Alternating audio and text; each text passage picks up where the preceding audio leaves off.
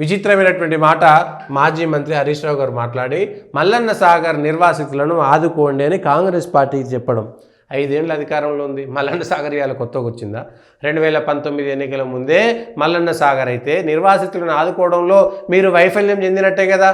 మీరు ఈ మాట చెప్పడం వల్ల మీరు ఏదైతే ఉమ్మడి మెదక్ జిల్లాలో మేము ఛాంపియన్లమని, కేసీఆర్ సొంత ఊరని, సిద్దిపేట మెదకో మాకు పెద్ద పెట్టని కోట అన్నారు. మెదక్ ఎంపీ ఓడిపోయింది, దుబ్బాకలో బీజేపీ గెలిచిన రోజే మీ పడవకు చిల్లు పడ్డది. ఇవాళ మల్లన్న సాగర్ నిర్వాసితులను ఆదుకోండి అని టీఆర్ఎస్ఏ చెప్పడం అంటే మల్లన్న సాగర్ నిర్వాసితులను ఆదుకోవడంలో మల్లన్న సాగర్లో ఇండ్లు కోల్పోయినటువంటి వాళ్ళు, ఆస్తులు కోల్పోయినటువంటి వాళ్ళను బీఆర్ఎస్ మీ పార్టీ స్పష్టంగా మోసం చేసిందని మీరే ఒప్పుకున్నట్టా కాదా? మీ సొంత నియోజకవర్గమే కదా, మీ సొంత జిల్లానే కదా, మీ సొంత ప్రాంతమే కదా, మీ ఎమ్మెల్యేలే ఉన్నారు కదా, మీ అధికార ప్రభుత్వమే ఉండే కదా. ఆ రోజే ఎందుకు పూర్తి స్థాయిగా మల్లన్న సాగర్లో పోయినటువంటి నిర్వాసితులను ఆదుకోలేదు?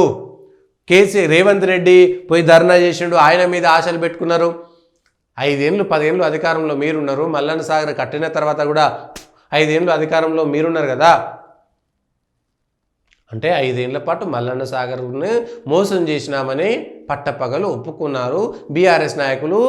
అందులో నీళ్ళ మంత్రిగా ఉన్నటువంటి, ఆ శాఖ మంత్రిగా ఉండి, ఆర్థిక శాఖ మంత్రిగా, నీటిపారుదల శాఖ మంత్రిగా ఉన్నటువంటి హరీష్ రావు గారు పార్టీలో నెంబర్ 1, నెంబర్ 2, నెంబర్ 3 ఏదో ఒకటి ఉండి ఆంతరంగిక కుటుంబ సభ్యుడిగా ఉన్నటువంటి, సిద్దిపేట జిల్లాలో సిద్దిపేట నుంచి ప్రాతినిధ్యం వహిస్తున్నటువంటి హరీష్ రావు గారే మల్లన్న సాగర్ బాధితులను మేము న్యాయం చేయలేకపోయినాం, వాళ్ళకి అన్యాయం చేసామని మీరు ఒప్పుకున్నట్టే కదా.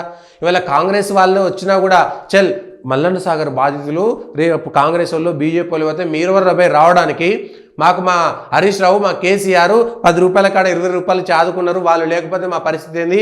ఇవాళ మమ్మల్ని ఆదుకున్నాడు, మాకు నీళ్ళు ఇస్తున్నాడు, ఇక్కడ వరప్రదాయిని మల్లన్న సాగర్ అని చెప్పుకోవాల్సింది పోయి వాళ్ళకి ఇంకా బాధితులు ఉన్నారు, బాధితులకు న్యాయం దక్కలేదు, వాళ్ళకి రాలేదనేటువంటి మాట చెప్తున్నారంటే మీరు వైఫల్యం చెందినట్టే, అక్కడ మీరు మోసం చేసినట్టే కదా హరీష్ రావు గారు. అర్థం చేసుకోవాల్సింది అదే కదా మీరు చెప్పినటువంటి మాట. మీ మాటే కదా. మీరు అధికారం లేకపోతుంటే మల్లన్న సాగర్ మీరు కట్టక ముందే వచ్చిందా, లేకపోతే మీరు ఓడిపోయిన తర్వాత కట్టిందా, కాంగ్రెస్ అధికారంలో వచ్చిన తర్వాత కట్టిందా? సరే, వాళ్ళని ఆదుకోవాల్సినటువంటి మాట అదే.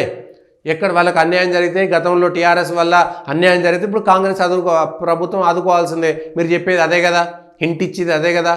సో మల్లన్న సాగర్ బాధితులందరినీ మీ ప్రభుత్వం మోసం చేసిందనేది ఇప్పటికీ మీరు ఒప్పుకున్నందుకు ధన్యవాదాలు.